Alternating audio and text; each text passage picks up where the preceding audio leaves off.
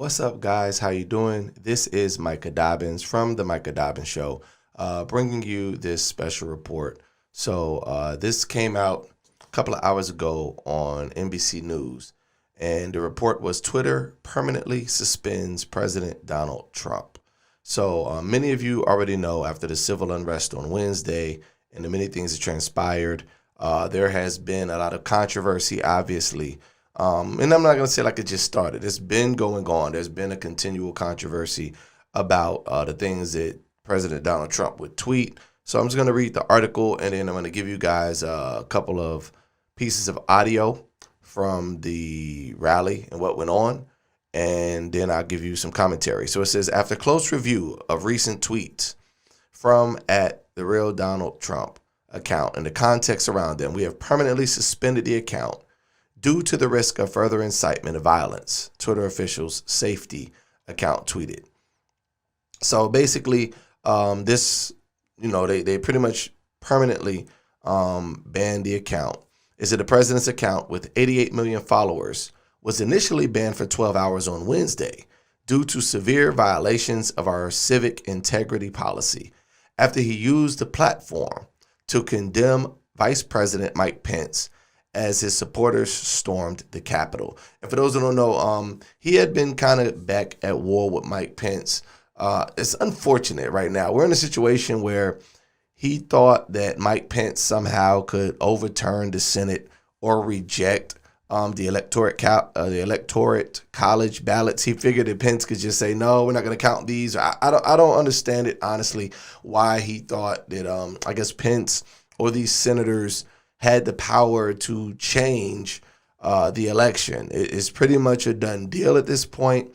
All of the times where he had to present evidence, or his lawyers had to present evidence, in all of the cases, state by state, they were losing.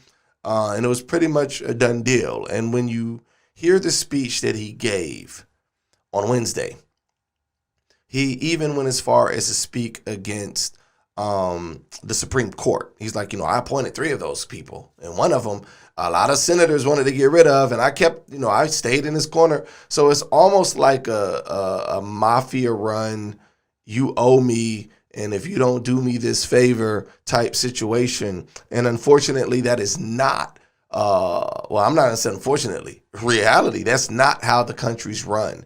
You can't be a sitting president and expect people to break the law for you. You can't be a sitting president and not be held accountable when you make statements that can cause civil unrest, an insurrection, rebellion, and just whatever you want to call it. This was one of the darkest times recently that I recall in both politics and American history.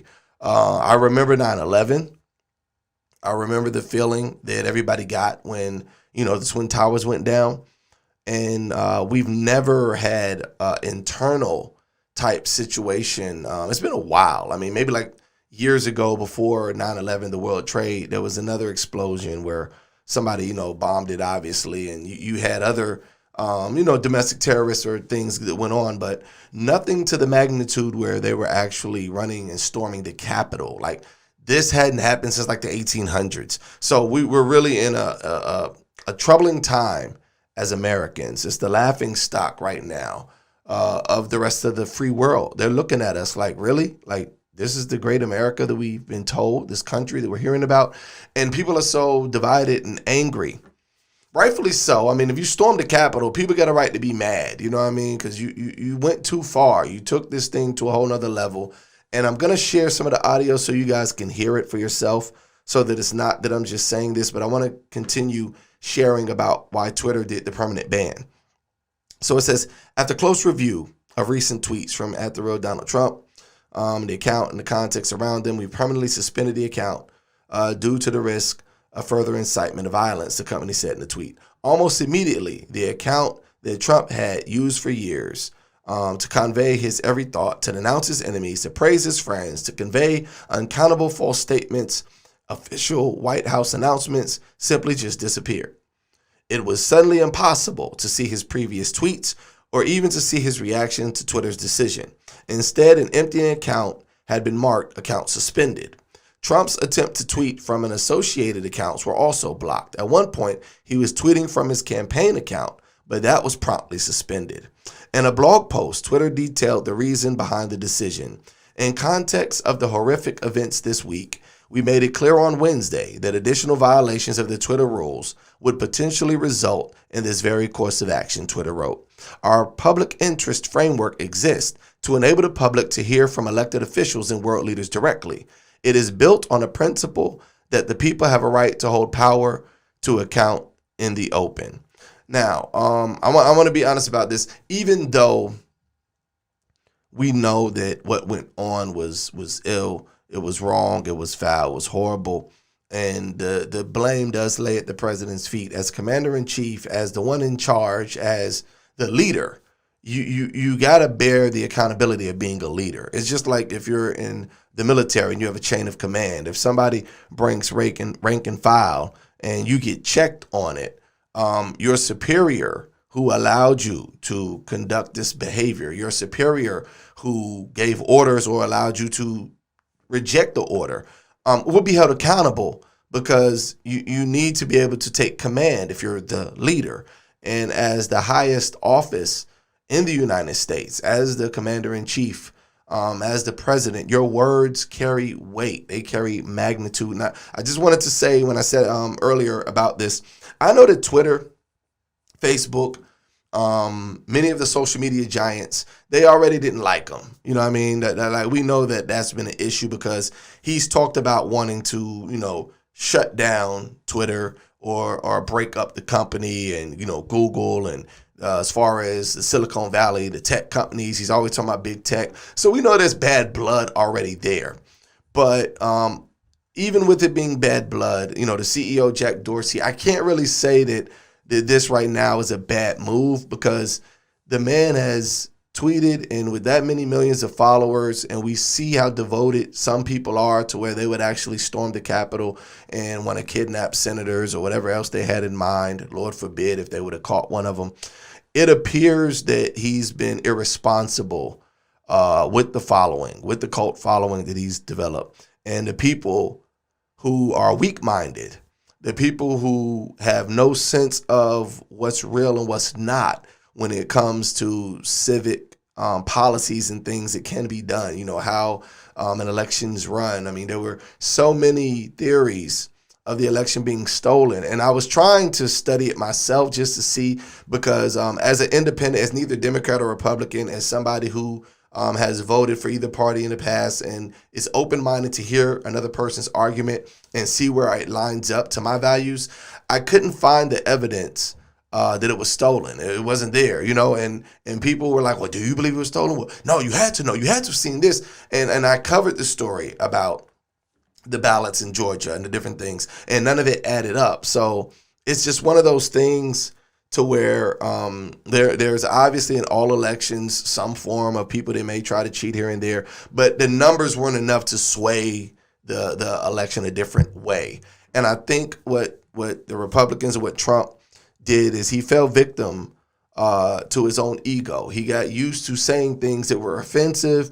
He got used to, just putting it all out there and, I'm just going to tell it like it is and twisting stories and facts and things. And when I say putting it all out there, saying things offensive, because some people that watch may be offended at that, you got to understand that when the riots were going on over the summer and everybody was having a Black Lives Matter protest, he's like, hey, when the looting starts, the shooting starts.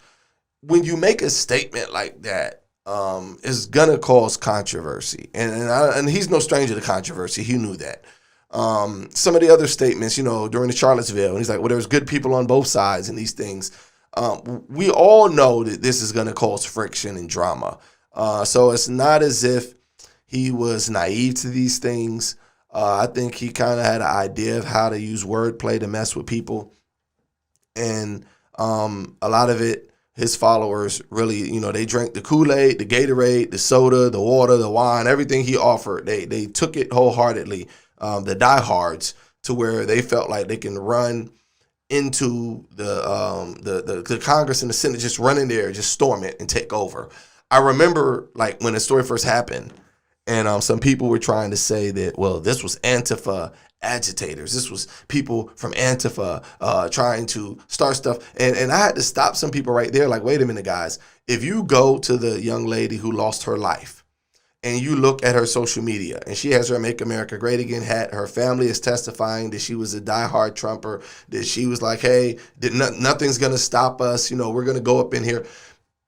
You can't deny the evidence when you actually see people and their social media platforms as they've been making arrests, and more people as the FBI tracks them down will follow. This is really a situation where, it went too far. It went too far. And you see a pattern with President Trump, be it Jeff Sessions, who was once his homie, and then next minute, Jeff Sessions is thrown under the bus and he loses. Be it Brian Kemp, Georgia's governor, and, he endorsed Brian Kemp. Brian Kemp was his guy, and then when Brian Kemp didn't agree with something, then he became a dirty dog. And now Rathersburg, he's a dirty dog, the Secretary of State of Georgia. Now, Mike Pence is now the enemy. Like, well, if Mike can't do something, guys, and Mike Pence was your vice, he was rolling with you through this whole ordeal. Now you want him too? And I read a report earlier tonight that said not only was he, inciting this thing by making some of the statements and rhetoric to him and Giuliani. Rudy Giuliani had a lot to say. They say that he was calling senators while the people were storming the Capitol building. He's calling senators on the phone, trying to find a senator of Alabama so that he can tell him to stall the electorate count. So it's messy. It's messy. It reminds you of like Nixon or some things like back in the day that you read about and hear about. Just as a country, it's a sad day for America, a sad week. And Twitter was like, yo, we're going to have to do something. We can't let this guy keep making statements and saying things. And it's weird because after Twitter banned him, of course, everybody's been talking about Parler, like that's the new thing. Go to Parler, free speech. But then the CEO of Parler was on TV tonight saying that, I think Google and some of maybe possibly Apple and others were going to ban the Parler app to where people wouldn't be able to get it from like the Google store and things like that, Google Play Store. So they're saying they're going to censor us and we're just trying to be a free speech zone, So there is a lot of confusion. There is a lot of drama going on. And many people are just looking for January 20th to have this inauguration and hope that it'll be better. To be honest, guys, I think we're going to continue on this course. There's going to be obviously a civil discourse for some time. People believe what they believe. They're going to be angry, and we're all going to be caught in the backlash of this. We're all going to deal with it. So I wanted to play a couple of clips because I said some things, but I wanted you guys to hear it for yourself. So this was one of the audio clips during the speech where Trump was speaking to the people to rally at the March of the Capitol. I'm going to play this for you guys. Now it is up to Congress to confront this egregious assault on our democracy. And after this, we're going to walk down, and I'll be there with you. We're going to walk down. We're going to walk down anyone you want, but I think right here, we're going to walk down to the Capitol. And we're going to cheer on our brave senators and congressmen and women. And we're probably not going to be cheering so much for some of them, because you'll never take back our country with weakness. You have to show strength, and you have to be strong. So you have a situation where he's saying that, we're going to cheer on the senators, and not all, but obviously it was 6 that were going to protest. I heard it was up to 12 at one point, but and it was 6 in all. They decided they were going to try to protest the count and try to, stop it. And there was no way for them to stop the Electoral College legally. It wasn't going to happen, guys. That was a falsehood. The idea that he's speaking to this crowd as if there's still a shred of hope that we could still turn this thing around and I could still be your president another 4 years. It wasn't going to happen. Even Mike Pence's position over the Senate it's more symbolic. There's nothing Mike Pence could have done. It wasn't like he could stop the Senate in the middle and say, hey, we're going to negate this. We're going to stop this right now. And we're going to reinstate Trump for another 4 years. He didn't have that authority or that power. And he was trying to explain that to President Trump. Like, I don't have the authority to do that. And I don't think Trump was willing to even hear it. I don't think he was willing to go for it. That was Trump's speech. I'm going to play a clip from former Mayor Rudy Giuliani, who is Trump's personal lawyer, or he says lawyer to the president, who also left a message for a senator from Alabama trying to get him to stall the count. But I want you to hear this clip because what Giuliani said also added fuel to the fire at the Save America rally. Here we go. So, let's have trial by combat. Okay, so Giuliani speaking to the crowd, and he decides to make this remark: let's have trial by combat. As a lawyer, you know what I mean? Like, when you know what a trial is. When you go to trial, you're tried by a jury of your peers. He didn't use that kind of language. He says, let's have trial by combat. Combat, I mean, anybody who's ever studied boxing, martial arts, anything, you know what a combatant is. If you've served in the armed forces, combat is not a conversation. It's physical. You are now talking about attacking something.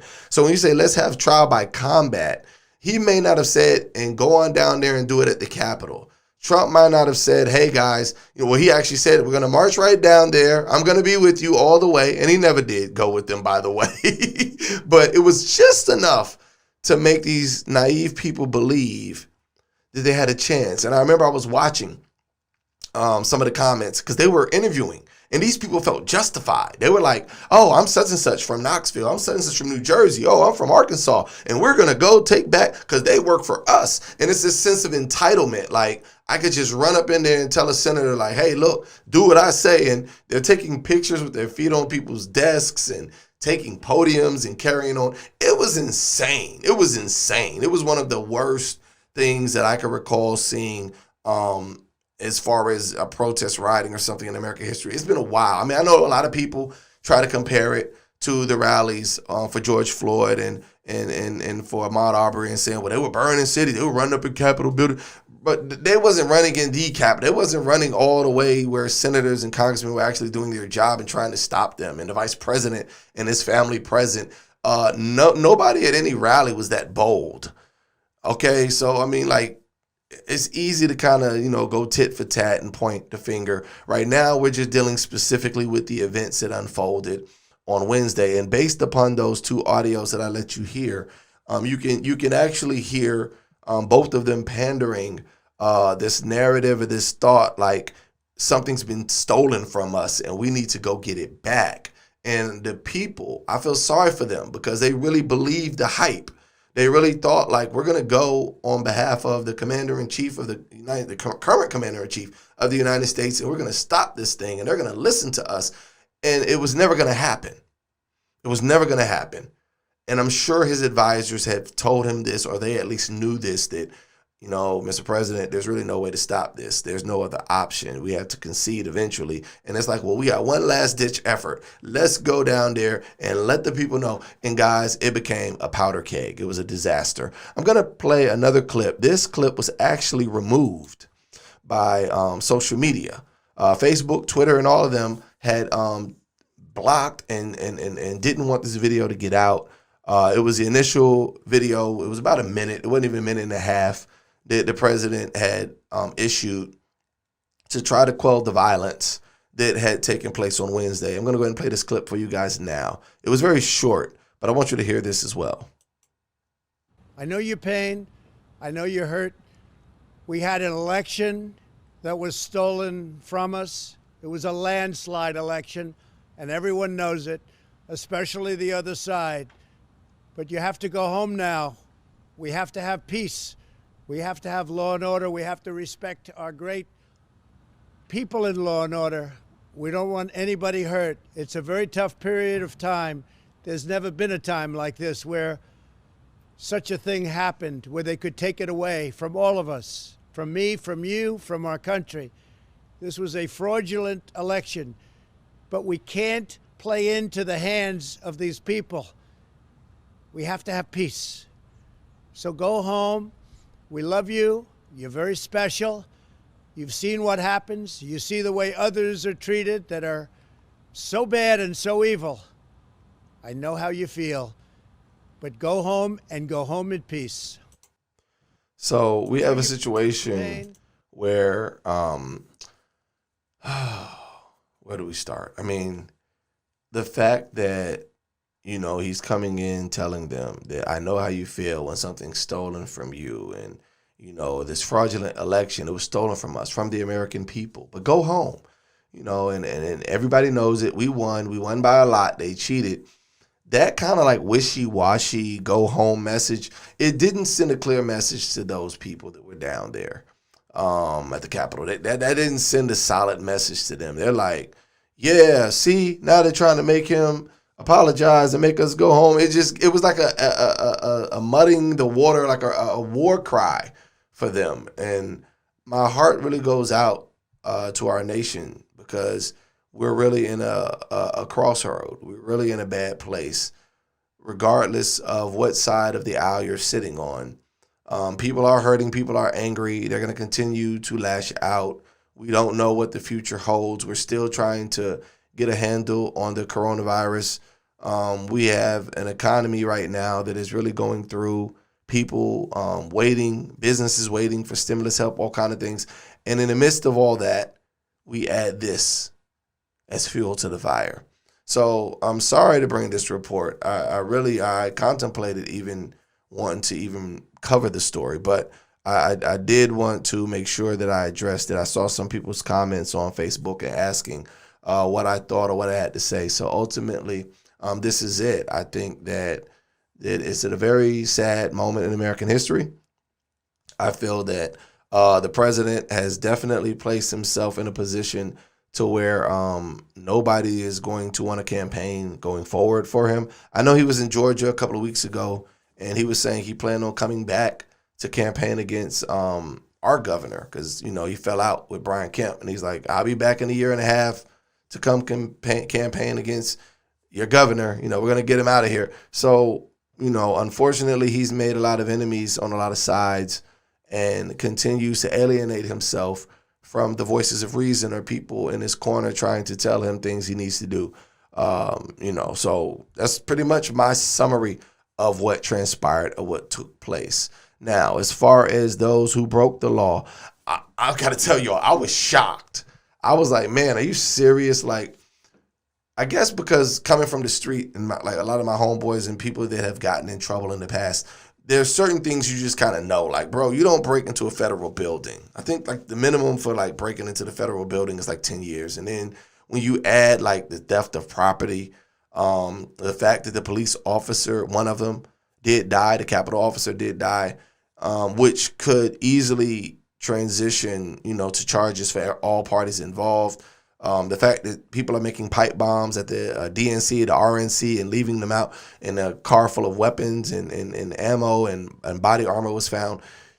This is messy. This is messy. And I was shocked. I was like, wow, this is crazy. I know a lot of people were trying to say like, oh, if it was Black Lives Matter, they would have shot us in a heartbeat. They would have did that. And there's some merit to that. You know, you do see where when there were marches, boy, they had the National Guard, they armed, they ready, they swinging, you know, and then this happens. And part of the reason could have been, you know, as some say, maybe racially motivated. Another thing, though, to consider that I thought about was maybe they thought that they weren't going to do nothing. Maybe they felt like, hey, you know, because they aren't Black Lives Matter or they aren't, you know, the minority group, these people will be more peaceful. They'll just come march and yell and get in our face and go home, so we don't need as much security. Whatever the case may be, I think the police chief of the Capitol Police did step down, and some other people have stepped down from position, and heads will roll.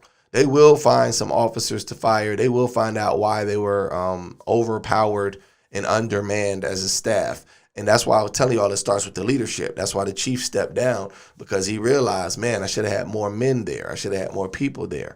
And Trump's going to be held accountable for this. as the commander-in-chief. They even said the National Guard, I believe in New Jersey, no, I'm sorry, the National Guard in Maryland was ready to come in, and they couldn't get a call back from the White House giving them the clearance or the authority to go ahead and get in there. And they waited, and they said they waited till about an hour and a half later. So this is some really messy stuff. Sad day for our country. But I did want to go ahead and touch on the story since people asked. This is Micah from the Micah Dobbins Show. You can check me out on Facebook. You can check me out on Twitter. You can check me out on Instagram, or go to my website, www.themicahdobbinsshow.com. You can also check me out on Misfits of Media. This show has been brought to you by them, and you can also find us on Apple, on Roku TV, and other platforms. So I hope you guys enjoy this segment, and until next time, we'll be back.